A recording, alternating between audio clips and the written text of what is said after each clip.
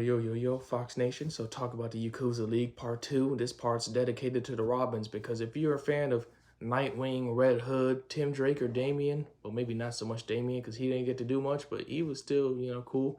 But if you're a fan of the male Robins, I gotta iterate male because there's no Stephanie presence in this movie, then tap in because the male Robins were putting in an all-star performance. First off, we get Jason and Tim, and we know that both of them don't appear in animated media. It's usually one or the other, or they both get shafted for Dick and Damien.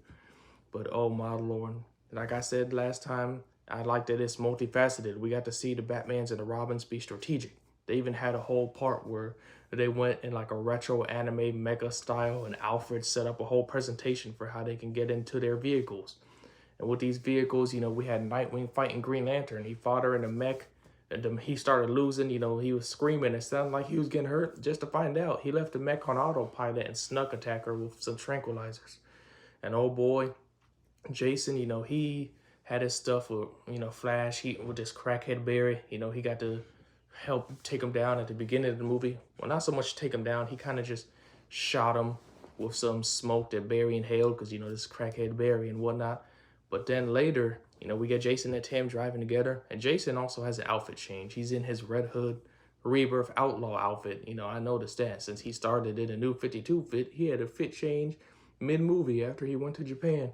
But they had this car chase scene with Jason and Tim, and oh boy, they had a point in time where Jason and Tim, they drove off a ramp, and there was a high, basically neighborhood intersection with apartments and buildings, and the road was too small for them to drive on. So they slapped their cars together sideways and slid on the walls of the apartments over top of the heads of the people walking.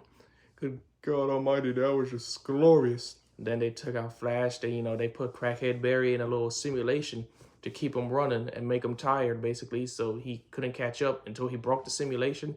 Then, since he got hungry from all that running, he went to get some food, and they just tranked him when he got food. And then Jason even brought up, he was like, this doesn't feel like a win. And Tim was like, well, if it was the real Flash, it would have been a whole hell of a lot harder. But yeah, and then the Robins, they were just putting in work. We got some Robin respect and animation, all four of them. Then we had some, little Damien stuff. He was kidnapped for most of the movie, and then later he breaks out. But right as he breaks out and he's about to flex, Wonder Woman saves him. So he's annoyed about that.